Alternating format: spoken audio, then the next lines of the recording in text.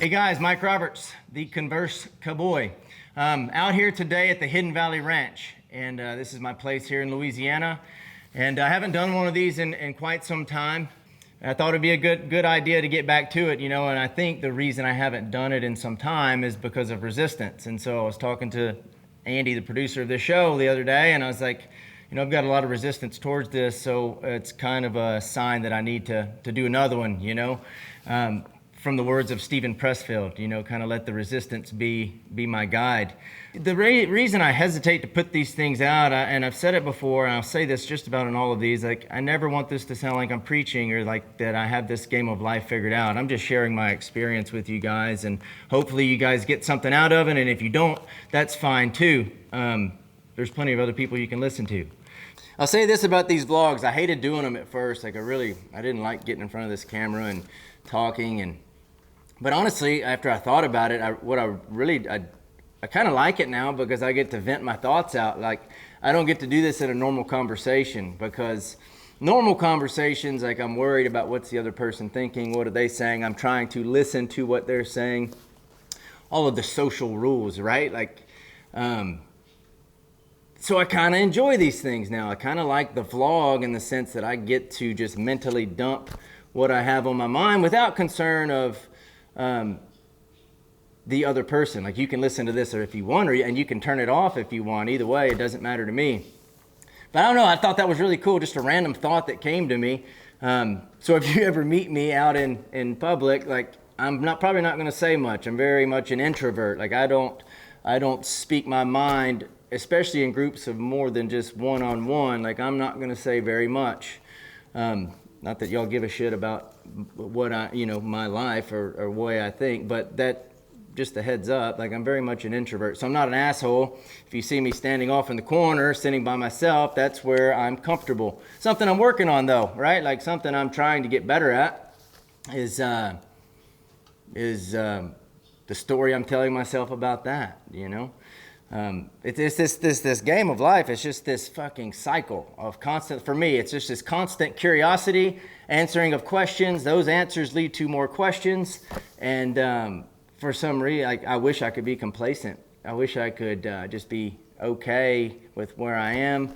But I'm not. I'm grateful for everything I have. I think that's a shift from like 5 years ago, Mike, to today. I'm very grateful for what I have, but I'm also in a pursuit of my higher self that will never be attained, but the journey's kind of cool. So I'm going to keep doing it.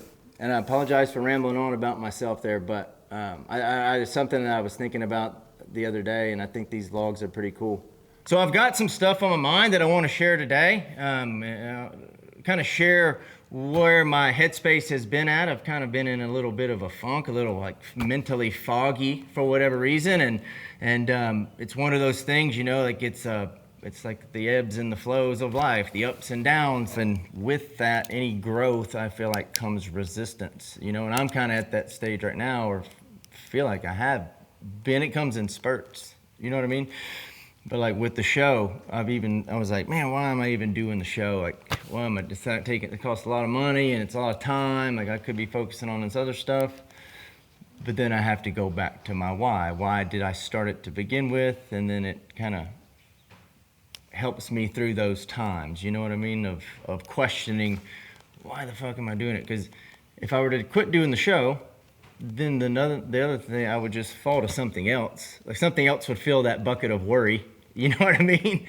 So, are we aware enough to catch the downs and bring ourselves up and recalibrate? I'm going to share what's kind of been going through my head and what I'm doing about that. And then also at the end, I'll kind of let you guys know what we have coming up. We've got some really cool interviews, so I'll share some of that. But negative chatter, like that, I'll give you a good example of that. This weekend, I did some dirt work out here at the Hidden Valley. And I was out in the sun all day long with myself and my thoughts.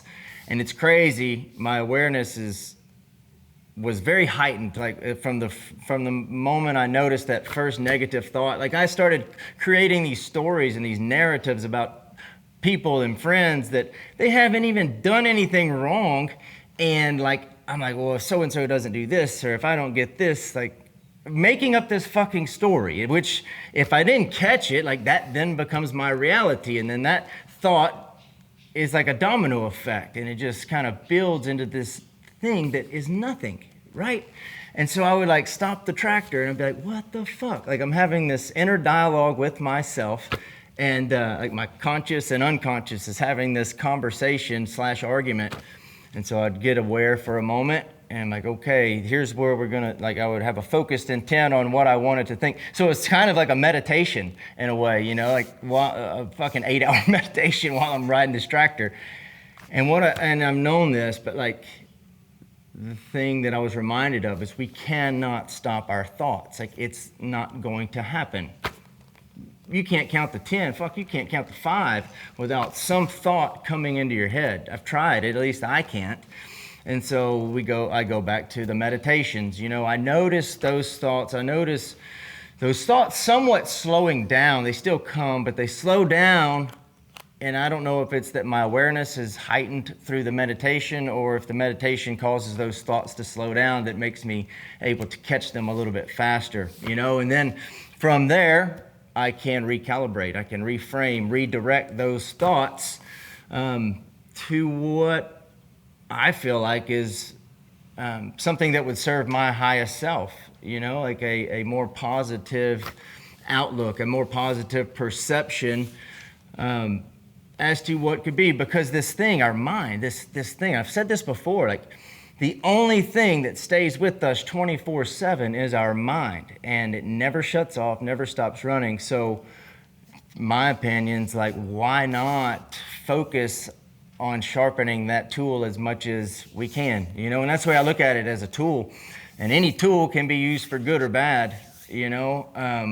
If you don't know what you're doing with said tool, it can really cause some destruction, you know? But also at the same time, if you have the right tools, it can really expedite the process, you know. And I was changing a battery earlier today, and I didn't have the right tool, and thought about just making it work with some pliers that probably I would have stripped some shit out, and it would have prolonged the solution, you know, if I would have found it at all. But yeah, so going back to the story thing, you know, like we all have an inner dialogue. We all have this inner chatter. Most of the time, by default, it's negative for whatever reason. It could be evolutionary. You know, that's how we survived many years ago.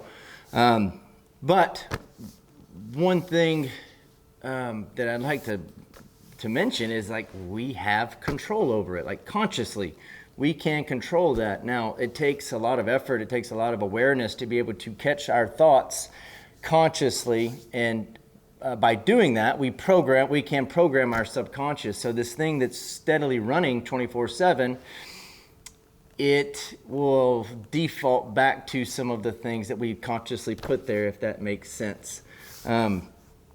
I'm a simple-minded person, and that's the simplest way I know how to explain that. You know, the conscious mind and the subconscious mind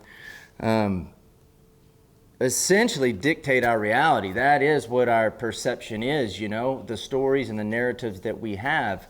So I'll segue that into like the resistance. Why do I sometimes feel resistance towards new things? Well, it goes back to the story that I'm telling myself about that thing. I may look at someone else who is better at that thing, and then I start to play this comparison game. And I start to tell myself all of the reasons why I cannot do this thing, why this will not work. I'll give you an example. Like I just presented myself with this songwriting challenge. It's somewhat terrifying to me, but also exciting. And that's a good point. I heard Sam Harris say the other day, like the difference between anxiety and excitement, it's the same feelings, like the same vibes that come up. It's the story that we tell ourselves about those things that dictate whether it's anxiety or whether it's excitement, you know? And so again, that's consciously within our control. And so I'm having to practice that now with this challenge of writing one song every week for the next 12 weeks. And I don't know what's gonna happen. I don't know what's gonna come up, but I have reframed my mindset from the negative default chatter to what's possible? What's the best thing that could happen from this challenge, from this adventure? You know, what songwriter may I meet? What really cool lyric may I write? What shitty song may I write that I get to laugh at myself about? You know, it's a game of perception, right? Like, this game of life can be very simple, and we complicate the shit out of it most of the time, myself included.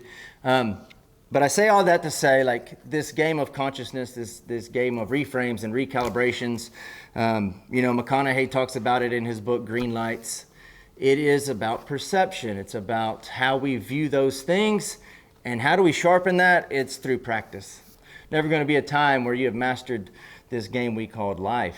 And so that's something, I'm saying that to you guys, but I'm also saying that to myself. I got to constantly remind myself of that, and somewhat hinder the self-judgments that come from not excelling as fast as I would want to, you know, at certain things that I do or that I try out. And the other thing that I've learned, like, through this mental fog that I've had, like this just numbness, you know, like, it's overcoming that, whatever you call it, fear, resistance, the downs in this roller coaster of life, is by taking action, by setting an intention, right? Like, having a focused intent on whatever this thing is that I'm doing, showing up consistently, and then taking action.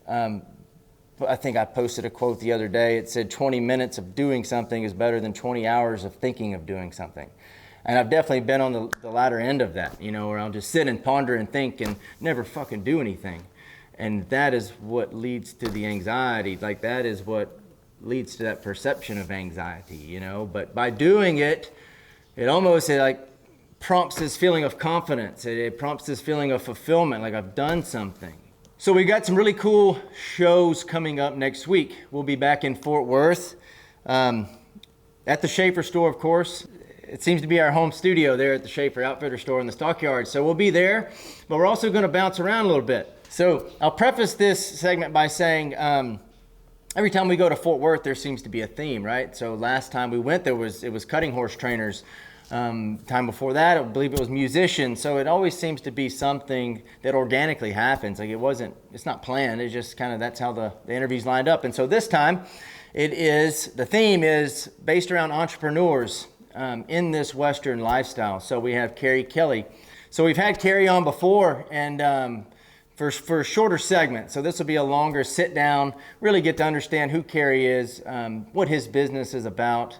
Everybody knows the name Kerry Kelley in the Western, especially the performance horse world. So we got Kerry.